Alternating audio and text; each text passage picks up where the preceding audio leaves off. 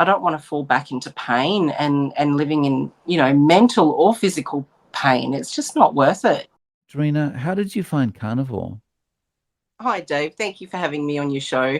How I found Carnivore, well, that was 3 years ago now. I 3 years ago, I kind of started the journey on actually eating this way.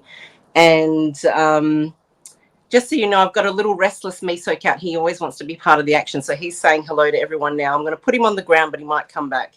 So essentially, it was the start of January 21, and I had been in and out of keto for about 2 years at that point, and sort of switching back to the standard diet, sad diet that we're all well aware of and where we've all pretty much come from.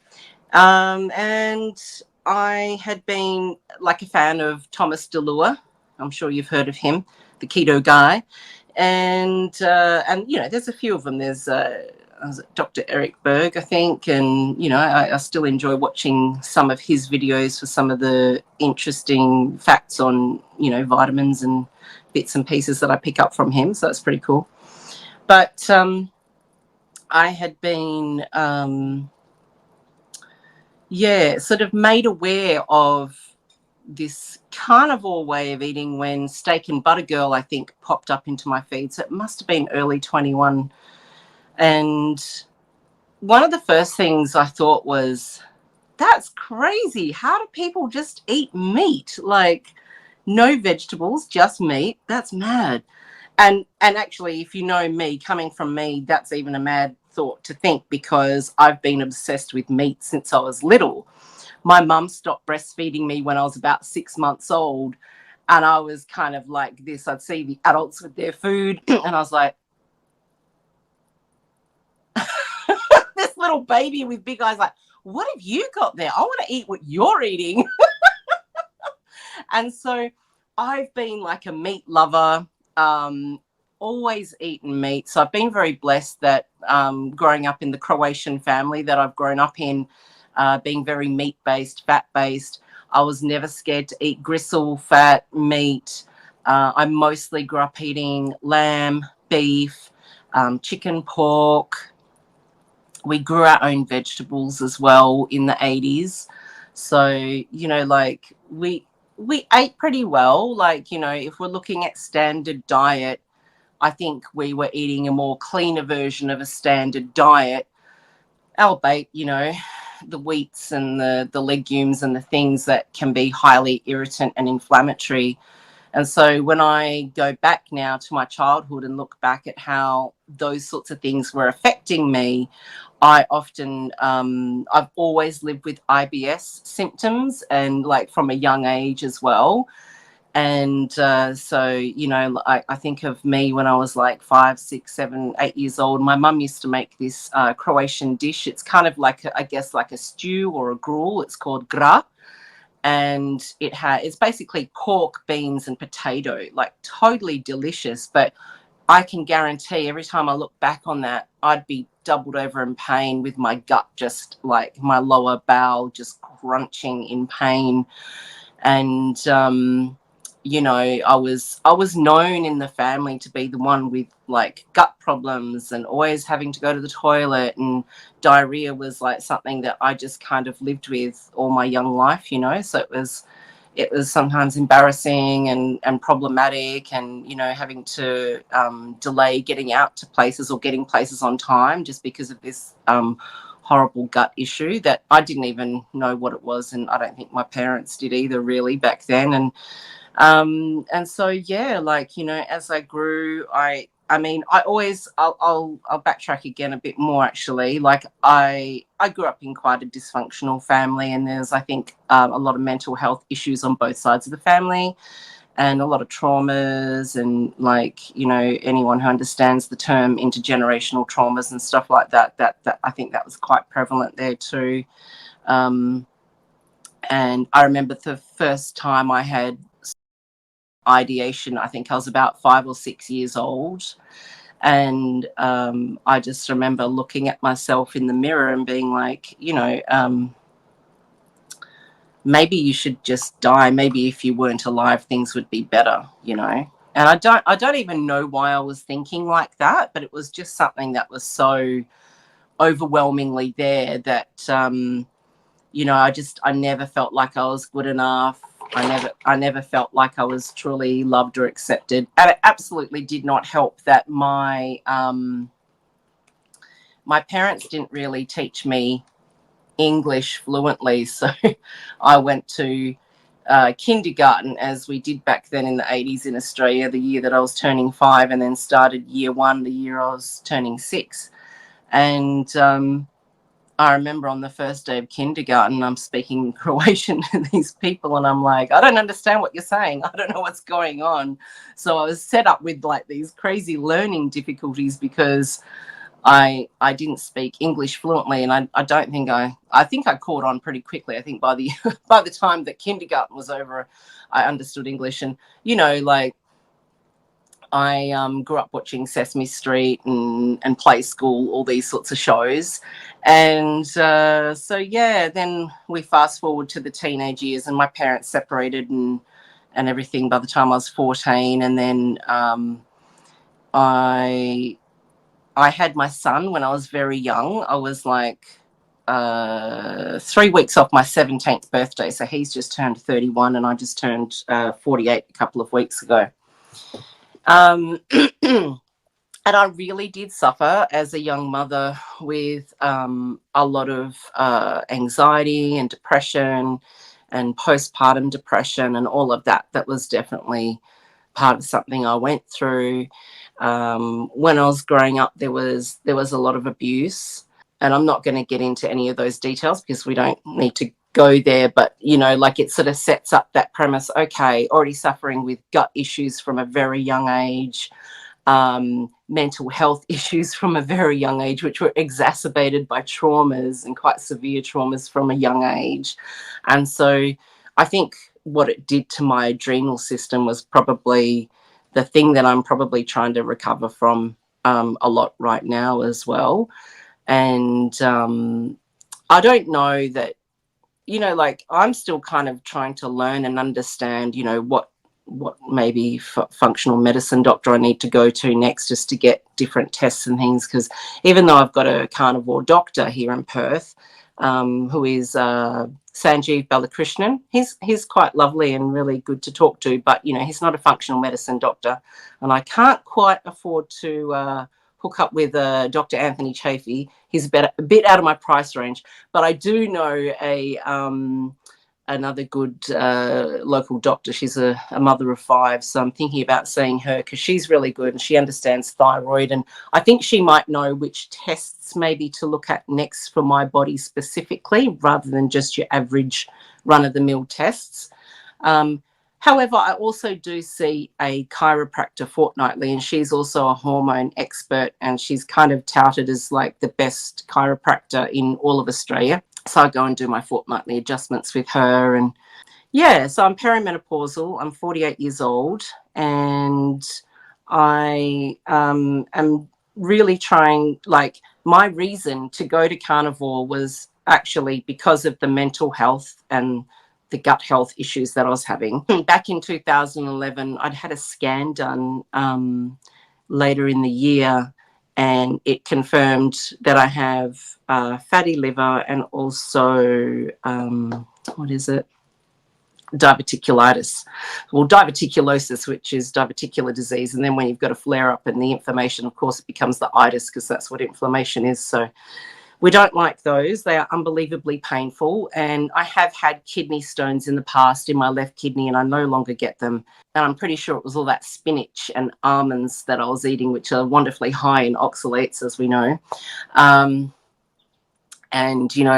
things of that ilk that are, vegetables that are high in oxalates, that probably created the problem. So they say that, if you get a kidney stone and then you get another one within 5 years, that you'll probably have them for the rest of your life. But I've well and truly surpassed all that. So the last time that I've been aware that I had one was like back in 2012. So that's a good thing. So, even though I I gave birth to my son naturally, and I had kidney stones. The pain that I've experienced with diverticulitis far outweighs all that pain. So it's like, I'll do anything at this point to make sure I don't have diverticulitis flare ups because they're so unbelievably painful. And I did end up for the first time actually in hospital last year in November with an exceptionally painful diverticulitis flare up. And it was only, like my situation is it's not even a complicated, it's an uncomplicated diverticulitis, and there was no blockage either. So I can only imagine how much worse it is for people who have more complicated situations when it comes to that, and then blockages, because then they start to look at what they can actually do, and sometimes it results in having to have surgeries and part of your bowel removed, and what do they call it, an ileostomy, or like the bags that you have. Yeah, I started looking at all that, and now going back to how I started Carnivore. So in and out of keto for a while from 2019 to 21. And then I caught up with this beautiful friend of mine from high school, Kelly, who at some point had crossed paths with Anthony Chafee because she's a nurse. And we were doing a catch up, and as well as myself, it was another mutual friend that we were all friends in high school, and those two have kept in touch quite closely, which is really cool. But anyway, I was catching up with them at this point, and I said, yeah, I've been doing keto on and off, and I find it still a bit hard sometimes to stick to it. And Kelly turned to me and said, have you heard of Carnivore? And I was like, I said no, but then afterwards I realised, oh yeah, that was like these people that I'd seen, like Bella of Steak and Butter Gang, or someone else populated. It might have been Kelly Hogan, or someone else at that point as well. And I said, no, I haven't heard of Carnivore. And she told me about it. And I was like, She goes, maybe give Carnivore a try. Anyway, I think more Carnivore material started to populate in my feed. And so then I was like, okay, let me have a closer look at this. And in August of 21, I was really looking into it, and I started seeing more videos of now Steak and Butter Girl, of Bella, and also of Dr. Camberry, and then some of Kelly Hogan's stuff. And I'd heard of now is coming into the information of Dr. Paul Mason and Amber O'Hearn, and just some of these people, and then Dr. Lisa Wiedemann. So like some of these people now have been carnivore 13 to 15 years, and it's like, okay, so these people have really been able to do this, and they're clearly looking healthy. Something's working for them that is, it's showing in the way that they can talk, hold conversations. They seem to be speaking quite honestly from their own anecdotal experiences. They don't seem to be suffering from any intensive pain, or they look like pictures of health. So certainly I'm not going to die trying. I've had all these issues with my bowel and all these problems, and I'm like, well, you know what, like, it can't get worse than what it has been, and I love eating meat, so that's not going to be the problem. And so I actually did join Bella's Steak and Butter Gang then in September, and that was great just to have a community to connect with. And I ended up connecting with a friend who I'm still friends with, a local woman here in Perth, and we catch up periodically, which reminds me I've got to get in touch with her because it's been a while. But yeah, so it was really good just to be able to connect in and at least have some people online that I could chat with, and actually get a bit more information. And as it goes with Bella's gang, she has some of these beautiful guest speakers come on. Already the people I've mentioned, Dr. Berry, Chafee, just all different people in the carnivore spaces have come on and chatted, and Bart Kay as well. And so it was really good just to start to get a little bit more information and have more, sort of intimate time in this sort of community setting. I think it was a really great way for me to transition And I ended up having a bit of success early on with doing so there was a coach, Raymond Nazon, who is in Bella's gang, and he's the one who created what he called the priming, feasting and fasting protocol. So you're essentially in the priming phase, you're really sort of, the idea is to really bulk up on nutrition and eat as much food as you can. Not very comfortable, especially if you're not someone who likes to eat a lot in one sitting, but I understand why you're going to do it. You're doing it to try and get the body healthy and also get the results then when you start the fasting element of the protocol.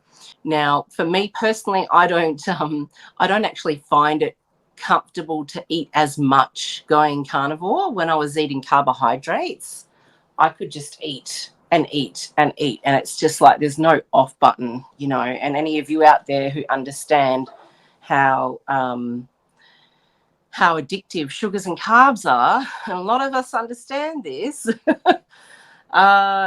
it's like, you know, I could, in Australia, we get like these half-kilo packets of rice. I could easily cook up a whole packet of pasta and nearly eat the whole lot in one sitting. And that sounds insane when I think about it, especially knowing how destructive that's been to my gut. I was tested for, I did like a serology testing probably about 8 to 7 years ago, maybe, for celiac. And I'm not a celiac, but what I've seen in there is that I have one of the two main genes that can easily upregulate or get activated and then switch to be, you know, to suddenly turn on that whole celiac response. So, you know, this is something that we often hear spoken about as well in the carnivore and low carb spaces, is that, okay, just because your dad or your mum or your aunt had, I don't know, high cholesterol, or they're a celiac, or this or that, all these other autoimmune conditions and whatever, it doesn't necessarily mean that you're going to develop those things. A lot of it's going to come down to what you're putting in your mouth and your lifestyle.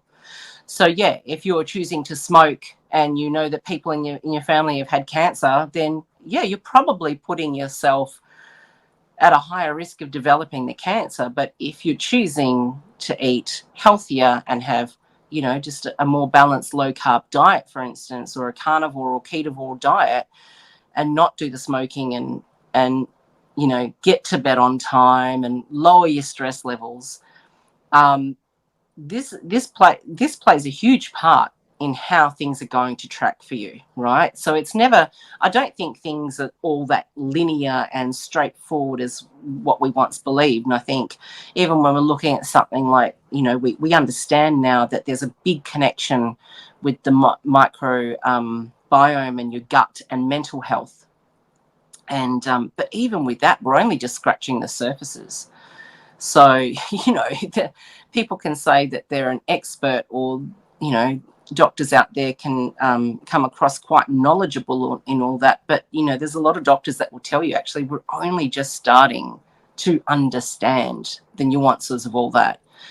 And I can give you an example of how, for me, I've just made these observations in my own body, having these painful IBS and diverticulitis flare ups.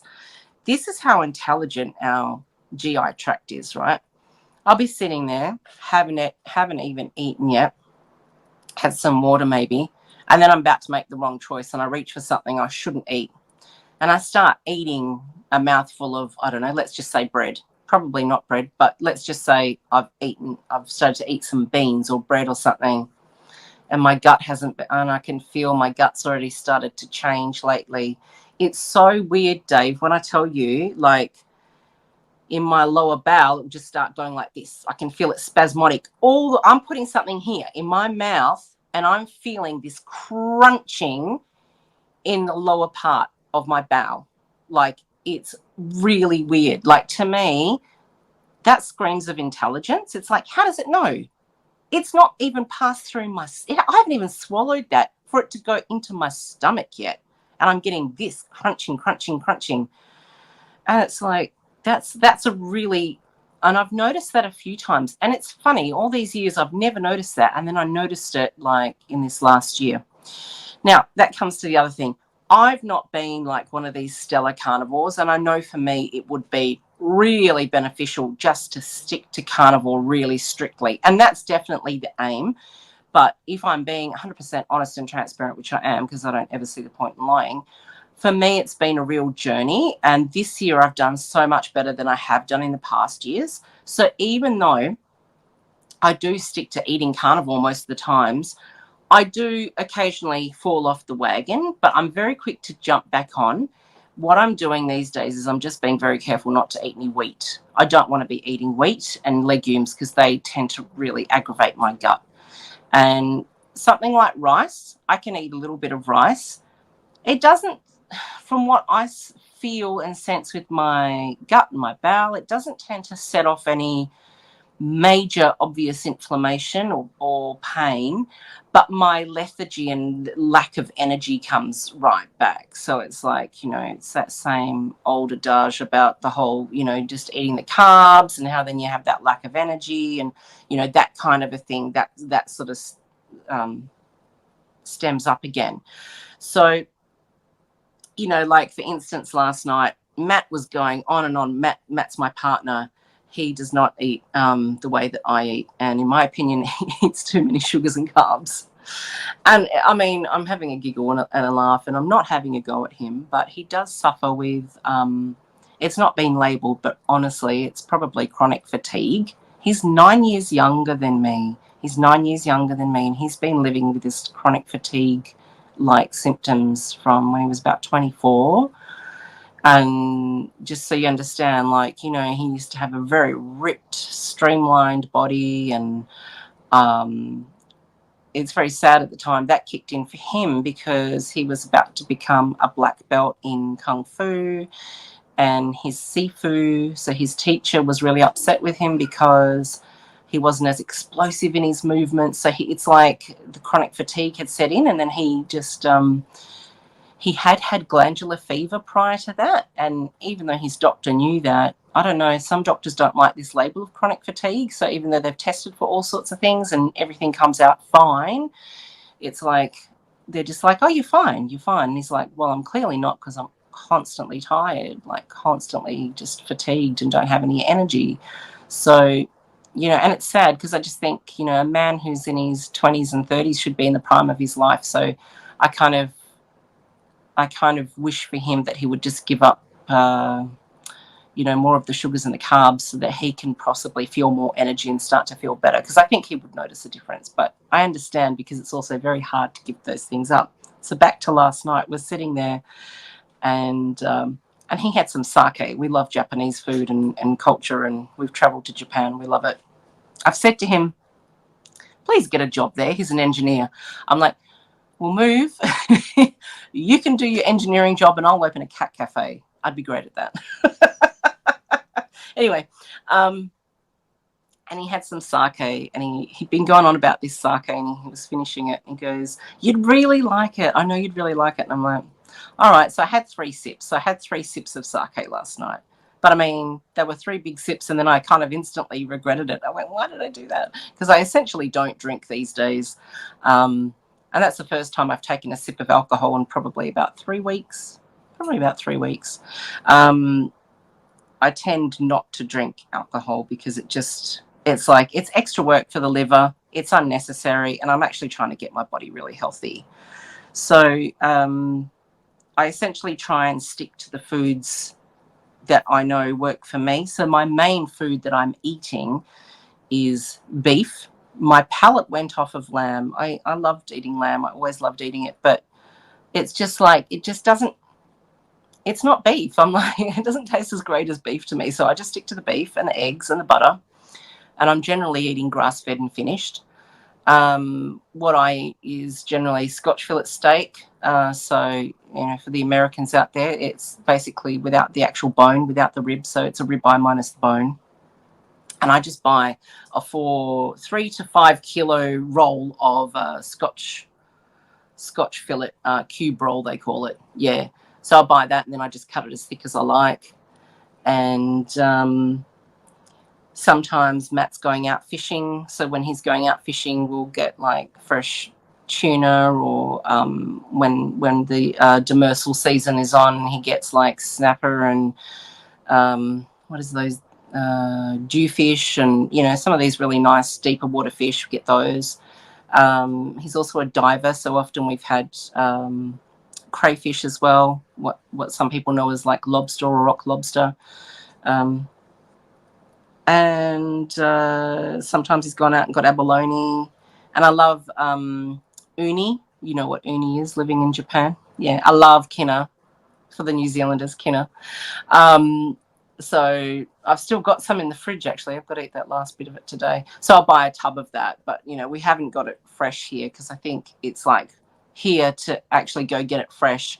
There's only certain times of the year that you can get it, just like abalone. It's like 2 hours in a whole year, like 1 hour on one Saturday, and then on, the end of the year again, another hour in 1 month sometime.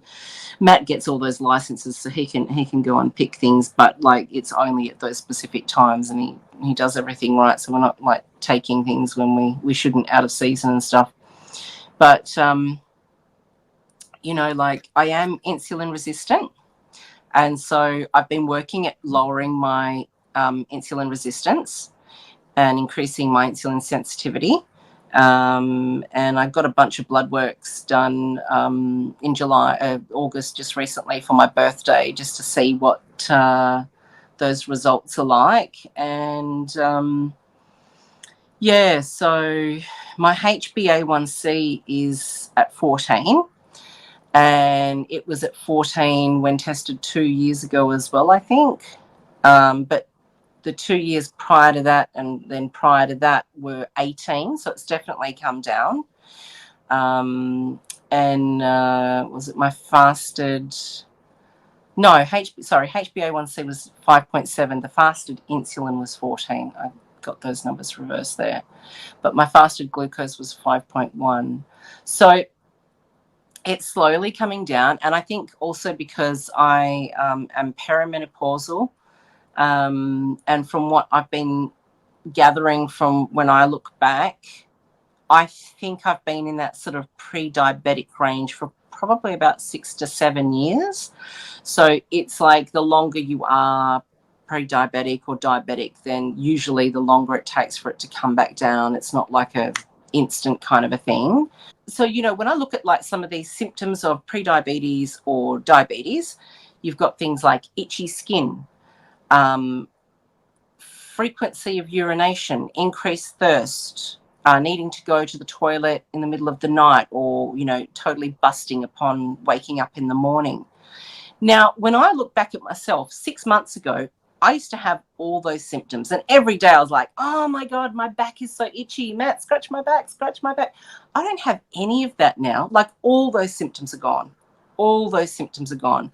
So I'm like, okay. And from Sanjeev looking at all my history of like the last, say, about 6 years, from what he can see, wherever he's been able to access all those blood panels with fasting insulin and HbA1c and fasting glucose, he says to me, from what I can see, you've never been diabetic. You've never been diabetic. And I'm like, okay. Now, he is someone who is actually an obesity and diabetes type of specialist. So I'm kind of trusting what he's saying. And but he's such a funny character. And I said to him, so I'm kind of still sort of pre-diabetic. And he's like, oh, don't worry about that language. I'm like, okay, all right. But like, between me and you, Dave, I'm like, I could still be pre-diabetic.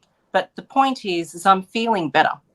So whatever I'm doing, it's obviously tracking in the direction I want to go, And I think one of the things that also massively helped me was when I started lifting heavy about 5 months ago now, 5 to 6 months ago. So you've had that wonderful Anthony Fayez on your channel, and he's been brilliant, and it was like fireworks going off in my brain when he came on. That was brilliant. It was so good, because it made me realize, oh gosh, I really want to get back to lifting weights and doing all this. And it made me think of, I've got a history in doing massage. Well, I started as a student massage therapist. I didn't complete my they wanted us to do like a research project. So I didn't finish that one project, so I never got my actual diploma of health science massage, which is silly of me. But essentially I was working as a massage therapist, student massage therapist. And so it made me think of all that anatomy and physiology and all the training we've had. And when he started talking about, it's about activating fast twitch fibers and using them to the point of fatigue, like all that kind of just went off in my head. And I was like, oh, yes, all this makes sense, And so excitedly, I was chatting with some friends that I catch up, and I was telling them about like this guy and what he was saying about this type of training. And I didn't realize that a couple of my friends, actually about 4 people I know, are training with a personal trainer who trains in this way. And he's got the old school Nautilus equipment that Dr. Ben Bakikio talks about, and that, that Anthony Fies would be aware of. And so it was like, okay, cool. So, next minute I'm like contacting this guy going, I need to come and train, Now it turns out I'm actually really, really super strong.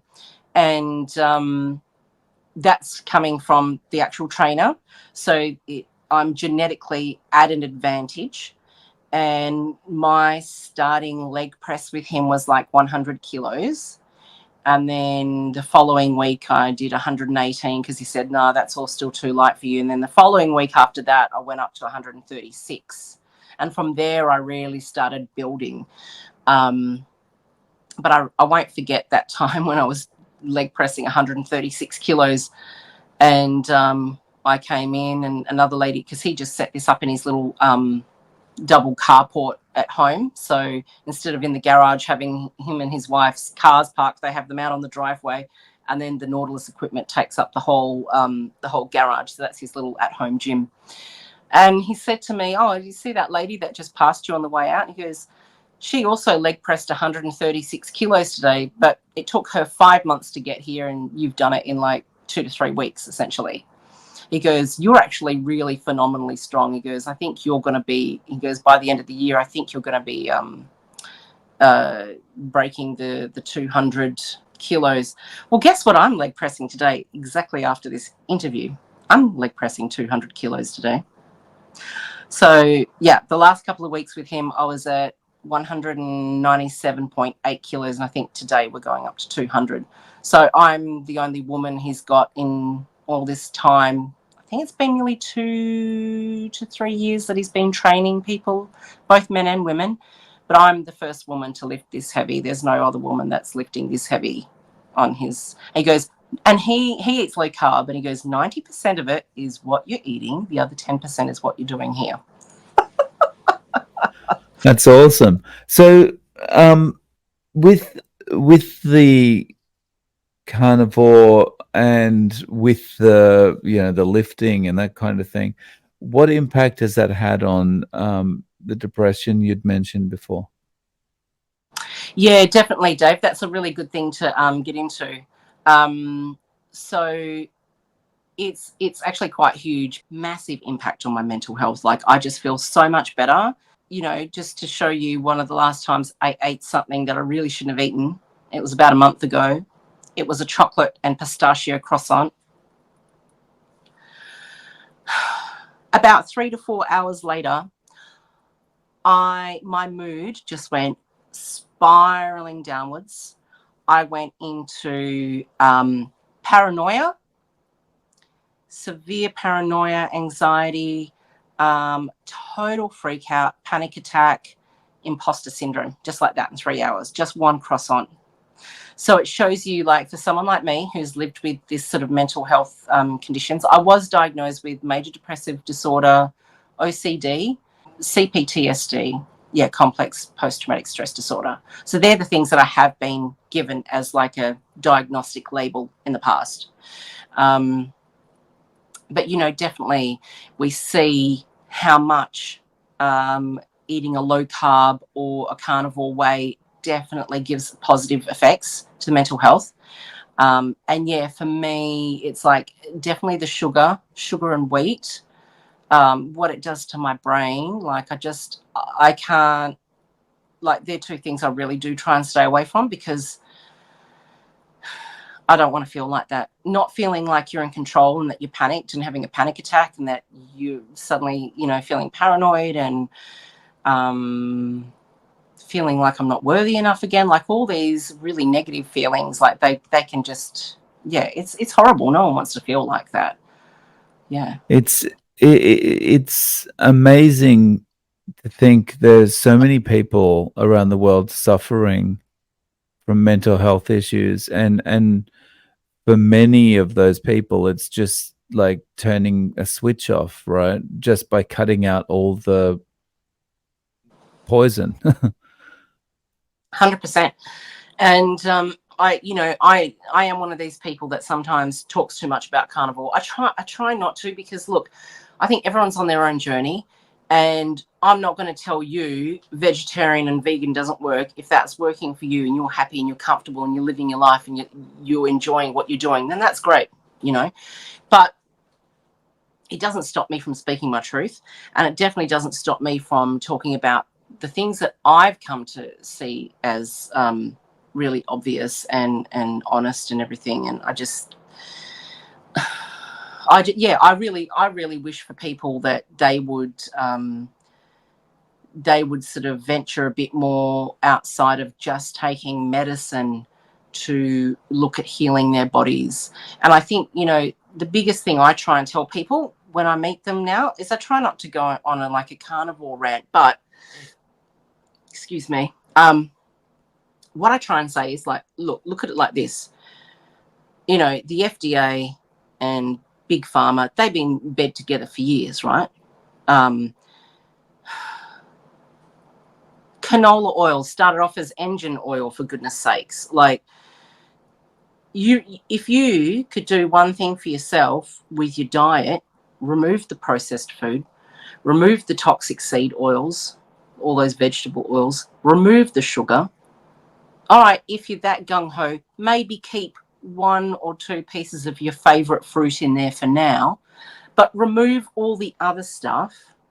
Look at the veggies that, if you're eating those vegetables, how do they make you feel? If they're making you feel okay, all right, keep them in, and try and shift more to your egg and your meat proteins, and just see what happens. It's a big shift. A lot of people can't even handle just doing that, but it's a big shift. And I think what people start to see when they actually do it themselves, they don't sort of see it properly until they have that experience of doing it themselves. Thing is, it completely changes your perspective when you get all that stuff out of your diet, right? When you're just eating things like meat and eggs and seafood and stuff, like your whole perspective on eating changes. 100%, 100%. And like, I'm just being really gentle on myself. Like, I've lost about 9 kilos, this year in total, and I've maintained that weight loss. So, like I said, everything's trending in the right direction for me, and I'm getting much better at not slipping up. And, I love RuPaul, and I love watching Drag Race. And there's a saying that they say on that show, and that is, if you stay ready, then you don't have to get ready. So I like that saying. And so yesterday I cooked a bunch of stuff in my Instant Pot, some beef, made beef bone broth. And then after that, I washed the pot out and I've put the chicken feet on. So I've got 2 kilos of chicken feet with the broth all there. And it's great because it can just stay on all night in an Instant Pot. It just stays on, keep warm. And I've got, chuck mince in the fridge. So it's like 70% meat, 30% fat. And I've got the Scotch fillet roll in there. I've got my butter. I've got my eggs. So I'm like, yeah, I'm good to go. This is the approach I'm really trying to take now, and I'm a lot stronger and more resilient with saying no when people offer me things, and I'm just like, yeah, no, I don't want to feel sick. I don't want to feel, to me, it's not worth it. And for me, like, I'm in this for the long haul, especially not for the immediate foreseeable future. I don't see me really changing the way that I'm eating. And I've certainly got more goals to reach with as far as my health goes. And I just don't want to, I don't want to fall back into pain and living in, mental or physical pain. It's just not worth it. And a lot of improvements with my joints. I've got a left knee that probably should have been replaced about 20 years ago. my ACL in my left knee is hanging on by a thread. But here I am about to leg press 200 kilos and no knee replacement. I mean, something's working, right?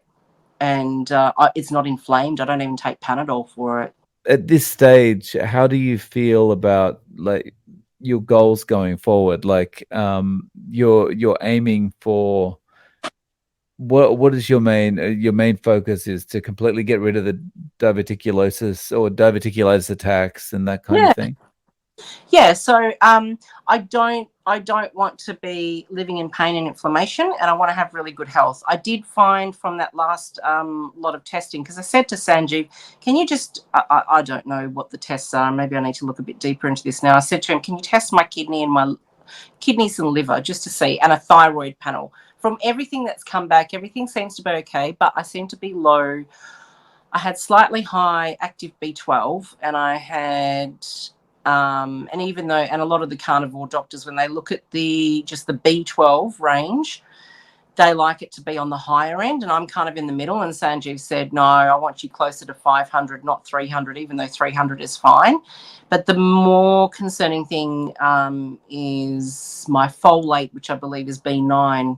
So I'm actually very low in folate. So I've actually started now supplementing in a really good methylfolate product. People, don't take folic acid. If you're not aware of it, don't take folic acid. If you're someone who needs to take it, even women who are planning to be pregnant or are pregnant, switch to methylfolate, because the folic acid has a cyanide in it.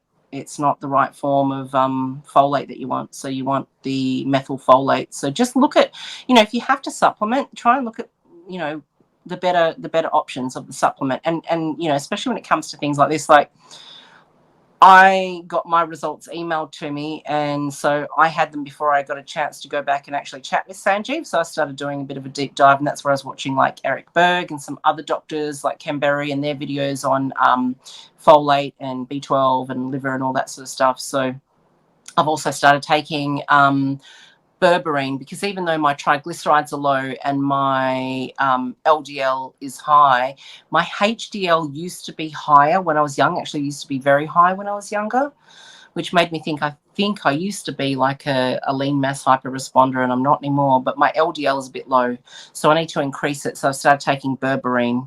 So berberine is a product that you can take to help if you are insulin resistant, helps to increase your HDL. So Drina, is there a way that people can reach out to you? Do you have any social media?